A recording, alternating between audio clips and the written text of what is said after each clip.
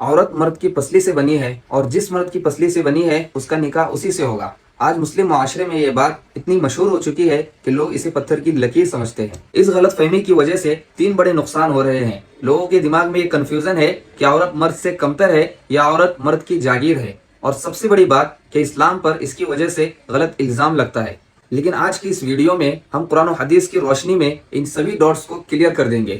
تو سب سے پہلے ہم دیکھتے ہیں قرآن پاک میں اللہ تبارک و تعالیٰ سورہ نساء میں انسان کے پیدائش کے اصول کو بیان کرتے ہیں۔ اللہ تعالیٰ قرآن پاک میں فرماتے ہیں کہ اللہ نے تم سب کو ایک ہی جان یعنی نفس واحدہ سے پیدا کیا اور اسی سے اس کا جوڑا بنایا۔ یہاں بات بالکل شیشے کی طرح صاف ہے کہ اللہ نے کہیں بھی پسلی یعنی رب کا ذکر نہیں کیا۔ اللہ قرآن میں واضح طور پر کہہ رہے ہیں کہ مرد اور عورت دونوں کی اصل ایک ہی ہے۔ اسلام میں پیدائش کے اعتبار سے کوئی بھی اونچا اور نیچا نہیں ہے۔ یہ وہ بنیاد ہے جسے سمجھنا بہت ضروری ہے۔ اب حدیث میں دیکھتے ہیں، لیکن اس سے پہلے ایک نقطہ سمجھیے۔ حدیث میں اکثر بات سمجھانے کے لیے مثال یعنی میٹافور کا یوز کیا جاتا ہے، اسے لفظ بلفظ لٹرلی نہیں لیا جاتا۔ جیسے ایک مشہور حدیث ہے کہ دنیا مومن کے لیے قید خانہ ہے، تو اب سمجھیے کہ کیا واقعی یہ دنیا اینٹ پتھر اور لوہے والی سلاخوں کی طرح ایک جیل ہے؟ نہیں۔ اور اسی طریقے سے قرآن کہتا ہے کہ دل اندھا ہوتا ہے، تو کیا واقعی دل کے پاس آنکھیں ہوتی ہے جو دل اندھا ہوتا ہے؟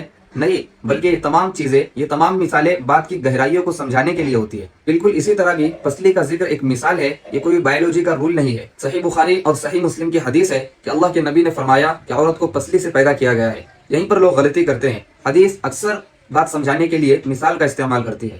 پسلی کو مثال کیوں بنایا گیا؟ یہاں ایک اور بات سمجھنا ضروری ہے، پسلی آپ کے پیچھے کمر میں نہیں ہوتی بلکہ آگے سینے میں ہوتی ہے۔ اللہ نے پسلی کو ریڑھ کی ہڈی نہیں بنایا جو بوجھ اٹھائے، نہ ہی پیر کی ہڈی بنایا جس پر زیادہ وزن ہو، بلکہ اس نے سینے کی ہڈی چنا، وہی جگہ جہاں دل ہوتا ہے۔ یہ فرق سمجھنا بہت ضروری ہے۔ پسلی ہمارے سینے میں دل اور پھیپھڑوں کی حفاظت کرتی ہے۔ پسلی سیدھی نہیں ہوتی، وہ کرو یعنی مڑی ہوئی ہوتی ہے۔ اگر آپ پسلی کو سیدھا کرنے کی کوشش کریں گے تو وہ ٹوٹ جائیں گے۔ نبی صلی اللہ علیہ وسلم یہی سمجھا رہے تھے کہ عورت کی فطرت نازک اور جذباتی ہوتی ہے، وہ دل کی حفاظت کرنے والی ہے، اسے زبردستی سیدھا کرنے کی کوشش مت کرو۔ اس حدیث کا مقصد یہ بتانا نہیں تھا کہ عورت ہڈی سے بنی ہے، بلکہ اس حدیث کا مقصد مردوں کو وارننگ دینا تھا۔ حدیث کے الفاظ ہے کہ اگر تم اسے زبردستی سیدھا کرنے کی کوشش کرو گے تو تم اسے توڑ دو گے، اور آگے حدیث میں آتا ہے کہ اس کا ٹوٹنا طلاق ہے۔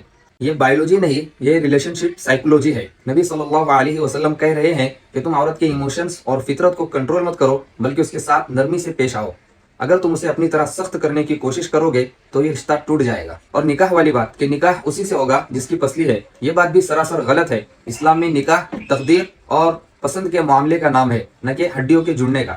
اسلام عورت کو کمتر نہیں بلکہ اس کی عزت کرنا سکھاتا ہے۔ اس لیے لوگوں کی اس غلط فہمی کو دور کرنے کے لیے اس ویڈیو کو زیادہ سے زیادہ شیئر کریں۔